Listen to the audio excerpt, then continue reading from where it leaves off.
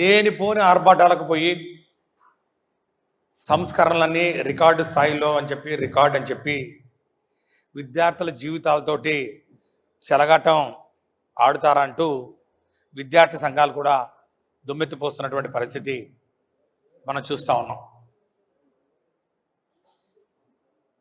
ఈ యొక్క ప్రశ్నపత్రాల మూల్యాంకనం ఏదైతే ఉందో ఈ పత్రాల మూల్యాంకనం ఎవాల్యుయేషన్లో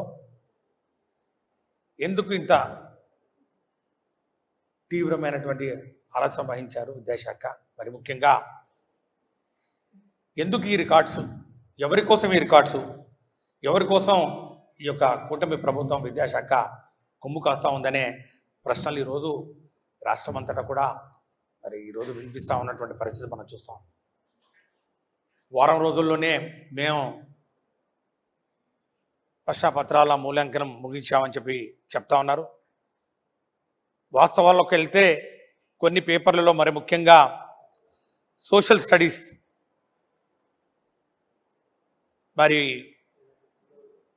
జవాబు పత్రాల మూల్యాంకనం కేవలం 5 రోజుల్లోనే ముగించిందని పూర్తి చేశారనే ఒక విషయం కూడా బయటపడతా ఉంది. అంటే ఈ ప్రభుత్వం దేనికోసం ఈ రికార్డుల కోసం తాపత్రపడుతుంది. కనీసం ఈ రికార్డు జరిగిందా అంటే అది కూడా లేదు. ఎందుకంటే ఏప్రిల్ 1వ తారీఖున పరీక్షలు పూర్తయితే ఏప్రిల్ 23న ఈ యొక్క పరీక్షా ఫలితాలు వెల్లడించడం జరిగిందంటే సుమారు 21 రోజులు పట్టింది. గతంలో పోలిస్తే ఇది ఇంకెక్కువనే. ఎందుకంటే 22-23 విద్యా సంవత్సరంలో వైసీపీ ప్రభుత్వం అధికారంలో ఉన్నప్పుడు 17 రోజుల్లోనే మరి ఫలితాలు వెల్లడించిన విషయాన్ని కూడా ఈ సందర్భంగా నేను ఉటంకిస్తూ ఉన్నాను. ఈ యొక్క కూటమి ప్రభుత్వం ముఖ్యంగా విద్యాశాఖ కార్పొరేట్ ఇంటర్ కాలేజీలకు కొమ్ము కాయడానికే ఈ హడావుడి. ఇంటర్ తరగతుల్ని హడావుడిగా ప్రారంభించి ముఖ్యంగా కార్పొరేట్ కళాశాలలు ఈ జేఈ కోర్సులకు కానివ్వండి, నీట్ కోర్సులకు సంబంధించి ఆ యొక్క పని దినాలు ఎక్కువగా కావాలి, ఈ యొక్క క్లాసులు తొందరగా కలెక్ట్ చేసుకోవాలి, ఈ డబ్బులు వసూలు చేసుకోవాలి, తరగతులు మరి ప్రారంభిస్తే తప్ప డబ్బులు ఇచ్చే పరిస్థితి లేదు కాబట్టి, మరి ముఖ్యంగా రిజల్ట్స్తో ముడిపడి ఉంది కాబట్టి ఈ తొందరపాటు చర్య తద్వారా వేలాది మంది విద్యార్థుల భవిష్యత్తుతోటి ఈ కూటమి ప్రభుత్వం చెలగాటమాడిందనే విషయాన్ని మాత్రం చాలా స్పష్టంగా అందరూ కూడా రాష్ట్రంలోని విద్యార్థి సంఘాలు కానివ్వండి, తల్లిదండ్రులు కానివ్వండి, విద్యార్థులు కానివ్వండి అందరూ కూడా ఈ యొక్క ప్రశ్నలు ఏవైతే ఉన్నాయో ఈ ప్రశ్నలకు సమాధానం దొరక్క ఈరోజు ఇబ్బంది పడుతున్నటువంటి పరిస్థితి మనం చూస్తూ ఉన్నాం. ఇంత జరుగుతున్నా కూడా మరి విద్యాశాఖ మంత్రి గారు అసలు నోరు ఇప్పట్లేదు. స్వయంగా తన శాఖలోనే దారుణంగా ఇంత అవకతవకలు జరిగినాయి అంటే సుమారు 11,000 పైచిలకు విద్యార్థుల ఉత్తీర్ణత మార్కులు మారడం అనేది ఇదేమన్నా రికార్డా? సుమారు 60,000 మంది అప్లై చేస్తే మరి ముఖ్యంగా 11,000 మంది విద్యార్థులకు మార్కులు మారిన మరి ఉదంతం బయటకు వస్తూ ఉంది. కొన్ని చోట్లయితే 34,000 మంది ముఖ్యంగా రీవెరిఫికేషన్ కానివ్వండి, రీకౌంటింగ్ కానివ్వండి అప్లై చేస్తే దాంట్లో 11,000 కింద తీసుకుంటే 30% పైచిలకు మార్కులు తేడా వస్తూ ఉంటే మరి అప్లై చేసుకున్న వాళ్ళ పరిస్థితి ఏంటి? చాలా వరకు అప్లై చేసుకున్న వాళ్ళు కూడా నో చేంజ్ అని వస్తూ ఉంటే ఇది కరెక్ట్ కాదు, మావి ఇక్కడ మాకు మార్కులు యాడ్ అవుతాయి, ఇక్కడ మాకు మరి ఇక్కడ రావాల్సిన మార్కులు ఇక్కడ మాకు యాడ్ చేయట్లేదు అని చెప్తా ఉంటే దీనికి సమాధానం దొరకని పరిస్థితి ఈరోజు మనం చూస్తూ ఉన్నాం. చాలా దారుణం. ఎందుకంటే 20 మార్కులను చూపించి రీవాల్యుయేషన్లో 90 మార్కులు వస్తూ ఉంటే మరి కొన్ని చోట్ల 5 సబ్జెక్టులో పాస్ అయ్యి ఒకే సబ్జెక్టులో ఫెయిల్ అవుతూ ఉంటే అది కూడా అత్యధిక మార్కులు సాధించినటువంటి ఒక విద్యార్థిని పొట్టి శ్రీరాములు నెల్లూరు జిల్లాకు చెందినటువంటి సాయి కుందనకు రీవాల్యుయేషన్ ముందు 34 మార్కులు వచ్చినాయి, రీవాల్యుయేషన్ తర్వాత 93 మార్కులు వచ్చినాయి. మరి దీనికి పూర్తిగా మరి దీనికి సమాధానం చెప్పాల్సినటువంటి అవసరం ఈరోజు విద్యాశాఖ మంత్రి మీద ఉందనే విషయం మరి నేను గట్టిగా అడుగుతా ఉన్నాను. మేము ఒకటే అడుగుతా ఉన్నాం, ఈ యొక్క తప్పుల వల్ల 10వ తరగతి విద్యార్థులు బలైపోవడానికి వీల్లేదు. వీటి మీద ఏదో తూతు మంత్రంగా చర్యలు తీసుకొని ఏదో కొంతమంది ఉపాధ్యాయులు సస్పెండ్ చేశాం, లేకపోతే మేము 16,000 మంది అసిస్టెంట్ ఎగ్జామినర్స్, 5,000 మంది స్పెషల్ అసిస్టెంట్స్, ఇంకొక 2,000 మంది చీఫ్ ఎగ్జామినర్స్ను మరి ఇందులో పాల్గొన్నట్లు మరి వాళ్ళు చెప్తా ఉన్నారు. ఏది చెప్పినా కూడా అవకతవకలు జరిగాయి. రాష్ట్ర వ్యాప్తంగా ఈరోజు విద్యార్థి లోకం మండిపడుతున్నటువంటి పరిస్థితుల్లో కనీసం ఒక ఎంక్వైరీ అన్నా వేసి ఒక ఎంక్వైరీ రిపోర్ట్ చెప్పించి ఆ ఎంక్వైరీలో ఏమేమి మరి వాస్తవాలు బయటకు వచ్చాయి అనే విషయాన్ని కూడా వెల్లడించాల్సినటువంటి అవసరం ఈరోజు విద్యాశాఖ మంత్రి గారు మర్చిపోయారేమని చెప్పి మేము భావిస్తూ ఉన్నాం.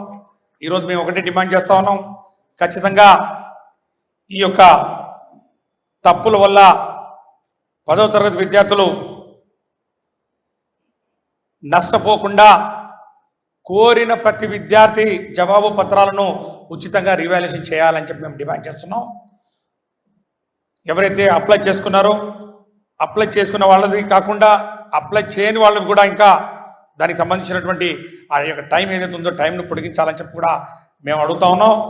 తుది ఫలితాలు వచ్చే వరకు అడ్మిషన్ల ప్రక్రియ రెసిడెన్షియల్ స్కూల్స్ కానివ్వండి, IIIT కానివ్వండి, పాలిటెక్నిక్ కానివ్వండి, ఇవన్నీ కూడా ఈ అడ్మిషన్లు నిలుపుదల చేయాలని చెప్పి కూడా మేము డిమాండ్ చేస్తూ ఉన్నాం. తప్పు మరి ఈ యొక్క జరిగిన విషయంలో బాధ్యులైన వారు ఎవరైనా సరే, అంటే including education minister Nara Lokesh బాబుతో సహా అందరిపైన చర్యలు తీసుకోవాలని చెప్పి మేము డిమాండ్ చేస్తూ ఉన్నాం. మరి ఈ రీవెరిఫికేషన్ అట్లాగే రీకౌంటింగ్కు అప్లై చేసిన వాళ్ళు చాలామంది విద్యార్థులు మళ్ళా ఈ రీటోటలింగ్ సరిగా లేదు, రీవెరిఫికేషన్ కరెక్ట్గా లేదు, మాకు ఇంకా మార్కులు కావాలి అని చెప్పి వాళ్ళు డిమాండ్ చేస్తున్నటువంటి పరిస్థితుల్లో మరి దీని మీద వాళ్ళ యొక్క ఫిర్యాదుల్ని రిడ్రెస్ చేయడానికి మరి మీరు ఒక ప్రత్యేకమైనటువంటి విభాగం ఏర్పాటు చేసి ఈ యొక్క గ్రీవెన్స్ రిడ్రెసల్ కూడా అడ్రస్ చేయాలని చెప్పి మేము డిమాండ్ చేస్తున్నాం. మరి చివరిగా వసూలు చేసినటువంటి రీవెరిఫికేషన్ రీకౌంటింగ్ ఫీజ్ ఏదైతే ఉందో ఇది విద్యాశాఖ స్వయం తప్పిదం. విద్యాశాఖ మంత్రి గారు పూర్తిగా దీనికి బాధ్యత వహించాలి. కూటమి ప్రభుత్వం, తెలుగుదేశం పార్టీ కూటమి ప్రభుత్వం దీనికి బాధ్యత వహించాలి. కాబట్టి తప్పు చేసిన వాళ్ళ మీద చర్యలు తీసుకున్నామని చెప్తా ఉన్నారు. కాబట్టి ఇది తప్పులు దొరలాయని చెప్పి మీరు మరి ఒప్పుకున్నట్లయితుంది. కాబట్టి మీరు వసూలు చేసినటువంటి ఈ రీవెరిఫికేషన్ రీకౌంటింగ్ ఫీజు వెంటనే విద్యార్థులందరికీ కూడా రీఫండ్ చేయాలని చెప్పి మేము ప్రధానంగా డిమాండ్ చేస్తూ ఉన్నాం. ఈ విషయాల మీద మరి గౌరవ వైసీపీ అధినేత శ్రీ వైఎస్ జగన్మోహన్ రెడ్డి గారు ప్రశ్నిస్తే ఈ యొక్క అంశాల మీద మరి జరిగినటువంటి వాస్తవాల్ని బయటికి తీసుకొచ్చి నిగ్గు తెలిసి వీటి మీద చర్యలు తీసుకోవాలని చెప్తా ఉంటే ఈ యొక్క సమస్యను పక్కదోవ పట్టించే విధంగా విద్యాశాఖ మంత్రి గారు మాట్లాడడం అటుంచి దీని మీద మరి నోరు మెదపడం అటుంచి ఒక నోట్ ఇస్తారు. ఆ నోట్ ఇచ్చి ఆ నోట్లో అన్ని అసత్యాలు.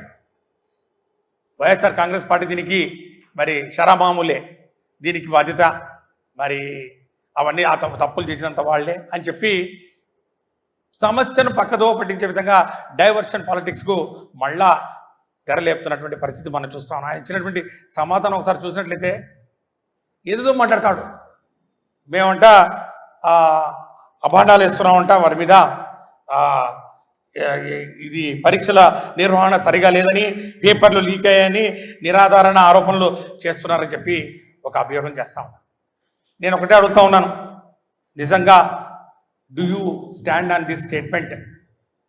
మినిస్టర్ గారు, విద్యాశాఖ మంత్రి గారు, మీరు if you stand on this statement that మీరు అధికారంలోకి వచ్చిన ఈ సంవత్సర కాలంలో ఎక్కడా కూడా పేపర్లు ఈ యొక్క ఎగ్జామినేషన్ పేపర్లు డిగ్రీ కానివ్వండి, పోస్ట్ గ్రాడ్యుయేషన్ కానివ్వండి, వేరే పరీక్షలు ఎక్కడ కూడా లీక్ కాలేదని చెప్పి మీరు చెప్పగలరా? దానికి సమాధానం నాగార్జున యూనివర్సిటీలో బీఈడి మొదటి సెమిస్టర్ పేపర్ లీక్ అయిన విషయాన్ని మీ పేపరే ఏబిఎన్ ఆంధ్రజ్యోతిలో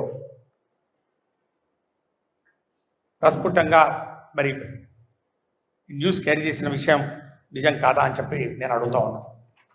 చాలా స్పష్టంగా మొదటి సెమిస్టర్ పరీక్షలు ఏదైతే ఉన్నాయో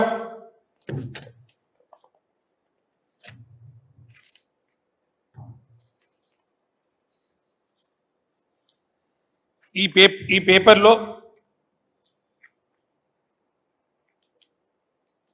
12 మార్చి 12 ఈ యొక్క పేపర్ నాగార్జున యూనివర్సిటీలో 7వ తారీఖు మార్చి 7న ఈ యొక్క ప్రశ్నాపత్రం లీక్ అయింది half an hour before examination అని చెప్పి కంట్రోలర్ ఆఫ్ ఎగ్జామినేషన్ ఒప్పుకొని 12 మార్చ్ 2025లో రీ ఎగ్జామినేషన్ కండక్ట్ చేసినటువంటి మాట వాస్తవం కాదా అని చెప్పి మేము అడుగుతా ఉన్నాం. చాలా స్పష్టంగా ఆ పేపర్ పేరు కూడా perspective in child development exam paper. Perspective in child development exam paper 7th March schedule to be held.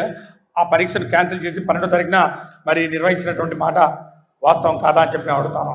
దీనికి మీ సమాధానం ఏంటి మంత్రి గారు? ఇది కాకుండా సంస్కరణలు, అనేకమైనటువంటి సంస్కరణలు వైఎస్ఆర్ కాంగ్రెస్ పార్టీ అధికారంలో ఉన్నప్పుడు చేపడితే ఆ సంస్కరణలన్నీ కూడా నాడు నేడు కానివ్వండి, గోరుముద్ద కానివ్వండి, 3వ తరగతి నుంచి సబ్జెక్ట్ ఎక్స్పర్ట్స్ టీచర్స్ కానివ్వండి, 3వ తరగతి నుంచి టోఫల్ క్లాసులు కానివ్వండి, మరి 8వ తరగతి నుంచి ఈ ట్యాబులు కానివ్వండి, బైజూస్ ప్రీ లోడెడ్ కంటెంట్ ట్యాబుల్స్ కానివ్వండి, ఈ కార్యక్రమాలన్నింటినీ కూడా, మంచి కార్యక్రమాలన్నింటినీ కూడా కక్ష కట్టి నీరు కాచినటువంటి మాట వాస్తవం కాదా అని చెప్పి మేము ప్రశ్నిస్తాం. వీటన్నింటినీ పక్కన పెట్టి, ఈ యొక్క సంస్కరణలన్నింటినీ కూడా పక్కన పెట్టి, ముఖ్యంగా పేదవాళ్ళకు ఉపయోగపడే మరి ముఖ్యంగా కోర్సులు ఏవైతే ఉన్నాయో, ఇంగ్లీష్ ఎడ్యుకేషన్ కానివ్వండి, సిబిఎస్ఈ కానివ్వండి, ఐబీ కానివ్వండి, ప్రభుత్వ పాఠశాలల ఆధునీకరణ కానివ్వండి, వీటన్నిటి మీద మరి విషం చిమ్ముతూ ఈరోజు వెటకారంగా ఐబీ గురించి మీరు విమర్శిస్తూ ఉన్నారు. మరి ఐబీ గురించి మీరు ఏమంటా ఉన్నారు? మీరు ఐబీ గురించి ఈ ఐబీ అమలు రిపోర్టు కోసం 5 కోట్లు ఖర్చు చేశారే తప్ప అమలు చేయలేదు, ఐబీని తీసుకొచ్చినట్లు కలలు కంటున్నారని చెప్పి వ్యంగ్యంగా వాళ్ళ యొక్క పచ్చపత్రికల్లో ఒక స్టేట్మెంట్ ఇస్తూ ఉన్నారు. నేను ఒకటే అడుగుతా ఉన్నాను, times of India, Indian express, economic times ఇలాంటి జాతీయ పత్రికలన్నింటిలో కూడా Andhra Pradesh government has entered into a MOU with Switzerland-based International Baccalaureate course in introducing IB curriculum in the government schools అని చెప్పి ఫోటోస్తో పాటు ప్రచురిస్తూ ఐబీ కరికులంతో రాబోయే రోజుల్లో ఒక షెడ్యూల్ ప్రకారం 1వ తరగతి నుంచి ఎప్పుడు, 25, 26 నుంచి తర్వాత ఎప్పుడు అసలు ఈ ఐబీ కరికులం ఏ విధంగా ఉపయోగపడుతుందని చెప్పి ఐబీ కరికులంని ఇంట్రడ్యూస్ చేసే క్రమంలో SCRT తోటి ఈ స్విస్ బేస్డ్ ఐబీ కోర్సు మరి కరికులం వాళ్ళతో డైరెక్టర్ తోటి ఒక MOU చేసుకున్న విషయం గురించి మరి మీరు ఏమంటారని చెప్పి కూడా నేను ప్రశ్నిస్తూ ఉన్నాను. ఒకటే మేము అడుగుతా ఉన్నాను, మీకు ఈ ఐబీ గురించి లేకపోతే దీని యొక్క కాన్సెప్ట్ గురించి మీకు తెలిసినట్టు లేదని అనే విషయాన్ని మాత్రం చాలా స్పష్టంగా మీరు చేస్తున్నటువంటి ఈ కామెంట్స్ బట్టి తెలుస్తూ ఉంది. ఈ ఐబీ సిలబస్ అనేది విద్యార్థుల విద్య, వ్యక్తిగత, సామాజిక నైపుణ్యాలను అభివృద్ధి చేయడంపై దృష్టి సారించే సమగ్రమైనటువంటి పాఠాంశం అనే విషయం మరి మీకు తెలుసో తెలీదు, మాకు తెలియదు. మరి తెలిస్తే ఈ విధంగా మీరు మాట్లాడరు. మరి క్రిటికల్ థింకింగ్ కానివ్వండి, అంటే విమర్శనాత్మక ఆలోచన విధానం కానివ్వండి, సమస్యల పరిష్కారం అంటే ప్రాబ్లమ్ సాల్వింగ్ కానివ్వండి, మరి సృజనాత్మకత, మరి క్రియేటివిటీని నొక్కి చెప్పే ఒక కరికులం ఇది ఐబీ కరికులం. ఈ ఈ ఐబీ విద్యార్థులు విభిన్న సంస్కృతులు మరియు దృక్కోణాల గురించి తెలుసుకునే అవకాశం ఉంటుంది.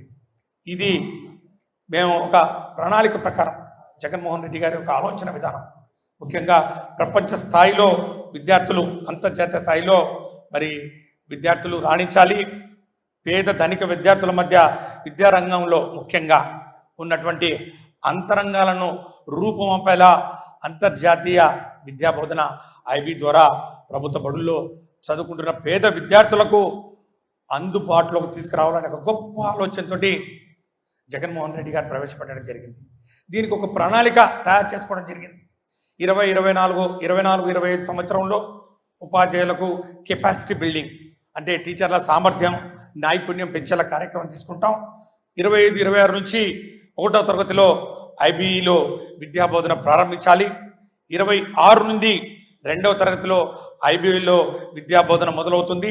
క్రమంగా ఒక్కో ఏడాది ఒక్కో తరగతి పెంచుకుంటూ పోతూ 2035 నాటికి 10వ తరగతికి ఈ యొక్క ఐబీ సిలబస్ను అందించే కార్యక్రమానికి రూపకల్పన చేయడం జరిగిందని చెప్పి కూడా నేను మనవి చేసుకుంటున్నాను. దాని తర్వాత 2037 నాటికి 12వ తరగతిలో ఐబీ సిలబస్లో చదువుకున్న వారికి జాయింట్ సర్టిఫికేషన్ అందించే కార్యక్రమం కూడా చేయడం జరిగింది. ఇది ఇంటర్నేషనల్ కోర్స్. ఇది ఈ ప్రపంచంలో సుమారు 150 దేశాల్లో 5,000 పైగా పాఠశాలలో ఈ యొక్క కోర్సు అందించబడతాం. It's only of its kind in the country. భారతదేశంలో ప్రభుత్వ పాఠశాలలో ఎక్కడా లేదు. ఇది మేము ప్రవేశపెట్టలేదంటే మరి ప్రవేశపెట్టే లోపలే మరి మీరు వచ్చారు కదా, ప్రజా మ్యాండేట్ తీసుకొని వచ్చారు కదా, మరి మీ యొక్క ఆలోచన విధానం ఏంటి? ఇంగ్లీష్ మీడియం వద్దు, టోఫెల్ 3వ తరగతి నుంచి మొదలు పెట్టడం వద్దు, సిబిఎస్ఈ సిలబస్ వద్దు, ఐబీ సిలబస్ వద్దని మీరు రద్దు చేసి ఈరోజు గుడ్డ కాల్చి ముఖం మీద వేస్తారా మా మీద? అసలు ఐబీ యొక్క ఆ కోర్సు కంటెంట్ సిలబస్ గురించి మీకు ఏమైనా అవగాహన ఉందా? ఈ ఐబీ కోర్సు ద్వారా 3 నుండి 12 సంవత్సరాల వయసు గల విద్యార్థులకు ప్రైమరీ ఇయర్స్ ప్రోగ్రామ్ అని ఒకటి స్టార్ట్ అవుతుంది. పివైపి ప్రోగ్రామ్ అక్కడ నుంచి 16 సంవత్సరాల నుంచి అంటే 11 నుంచి 16 సంవత్సరాల వయసు గల విద్యార్థుల కోసం మిడిల్ ఇయర్స్ ప్రోగ్రామ్ ఎంవైపి ప్రోగ్రామ్ ఉంటుంది. అక్కడ నుంచి మళ్ళా 16 నుంచి 19 సంవత్సరాల వయసు గల విద్యార్థులకు డిప్లొమా ప్రోగ్రామ్ ఒకటి ఉంటుంది. అక్కడ నుంచి మళ్ళా కెరీర్ ఓరియంటెడ్ ప్రోగ్రామ్, కెరీర్ సంబంధిత ప్రోగ్రామ్, సిపి ప్రోగ్రామ్. ఇది ఐబీ సిలబస్కు సంబంధించినటువంటి మరి ఈ కోర్స్ కంటెంట్. దీని ద్వారా విద్యార్థులందరికీ ప్రపంచ స్థాయి విద్యను అందించే దిశగా ఒక ముఖ్యమైన అడుగు రాష్ట్ర ప్రభుత్వ విద్యారంగంలో వైఎస్ఆర్ కాంగ్రెస్ పార్టీ ప్రభుత్వం ప్రతిభ కనపరిచిందని చెప్పి అన్ని పేపర్లు, జాతీయ మీడియా అంతా కూడా, Indian express, Hindu, economic times, times of India, అన్ని పేపర్లు వేణుళ్ళ పొగిడితే మీకు అవన్నీ కనపట్లేదు. మీకు అవన్నీ కనపడకుండా ఈరోజు డైవర్షన్ పాలిటిక్స్, ఈరోజు 10వ తరగతి మూల్యాంకనాలు దిద్దే కార్యక్రమంలో ఘోరమైన తప్పిదాలు, రాష్ట్ర చరిత్రలో ఎప్పుడు జరిగిన తప్పిదాలు చేసి పరీక్షలు కండక్ట్ చేసే ఒక నైపుణ్యత లేకుండా పేపర్ లీకేజెస్ జరుగుతూ ఉంటే వాటన్నిటినీ పక్కదో పట్టించే విధంగా ఏవేవో మాట్లాడుతూ ఉన్నారు. ఈరోజు ఇప్పటికైనా మీరు ఈ ఐబీ కరికులం మీద ఒక స్పష్టమైనటువంటి ఆలోచన చేయండి. కేవలం కక్ష సాధింపుతోటి జగన్మోహన్ రెడ్డి గారు ప్రవేశపెట్టారు కాబట్టి ఐబీ వద్దు, సిబిఎస్ఈ వద్దు, టోఫెల్ వద్దని చెప్పి పేద బడుగు బలహీన వర్గాల కుటుంబాల నుంచి వచ్చినటువంటి విద్యార్థుల బంగారు భవిష్యత్తును చిదిమివేయద్దని చెప్పి నేను మనవి చేస్తా ఉన్నాను. ఈరోజు ఖచ్చితంగా ఈ యొక్క జవాబు పత్రాల మార్కుల్లో ఏదైతే వ్యత్యాసం జరిగిందో, ఏదైతే అవకతవకలు జరిగాయో దాని మీద ఖచ్చితంగా మేము రాబోయే రోజుల్లో న్యాయ పోరాటం కూడా చేస్తాం. ఇది ఈ యొక్క తప్పులు సరిదిద్దుకొని విద్యార్థులకు న్యాయం చేయండి అని చెప్పి మేము డిమాండ్ చేస్తూ ఉన్నాం. కార్పొరేట్ కాలేజీలకు కొమ్ము కాసే కార్యక్రమాన్ని మానుకోండి. వారికి ఎలాగో డబ్బులు వస్తాయి, వారు ఎలాగో వాళ్ళకి ఇన్ఫ్రాస్ట్రక్చర్ ఉంది, వాళ్ళ కార్యక్రమాలు చేసుకుంటారు. కానీ 10వ తరగతి ప్రామాణికంగా భవిష్యత్తు నిర్మించుకునే కార్యక్రమం ఈరోజు పేద విద్యార్థులు చేస్తున్న క్రమంలో అతి ముఖ్యమైనటువంటి మలుపు జీవితంలో తీసుకుంటున్నటువంటి మలుపు విద్యాపరంగా ఈ యొక్క 10వ తరగతి పరీక్ష. దీంట్లో ఇన్ని అవకతవకలు జరిగిన విషయం మీద ఖచ్చితంగా మీరు ఎంక్వైరీ చేసి ఎంక్వైరీ రిపోర్ట్ బయట పెట్టాలని చెప్పి మేము డిమాండ్ చేస్తూ, అంతవరకు ఈ యొక్క అడ్మిషన్లు ఏవైతే ఉన్నాయో ఈ 10th రిలేటెడ్ అడ్మిషన్స్ అన్నీ కూడా నిలుపుదల చేయాలని చెప్పి మేము డిమాండ్ చేస్తూ, చర్యలు తీసుకోండి. చర్యలు అందరి మీద ఉండాలి. ఎవరో కేవలం 2-3 మీద కాకుండా మరి వాళ్ళని బలిపరుషులు చేయకుండా విద్యాశాఖను మరి దాన్ని హెడ్ చేస్తున్నటువంటి విద్యాశాఖ మంత్రి నుంచి మొదలు పెట్టాలని చెప్పి కూడా మేము డిమాండ్ చేస్తాం.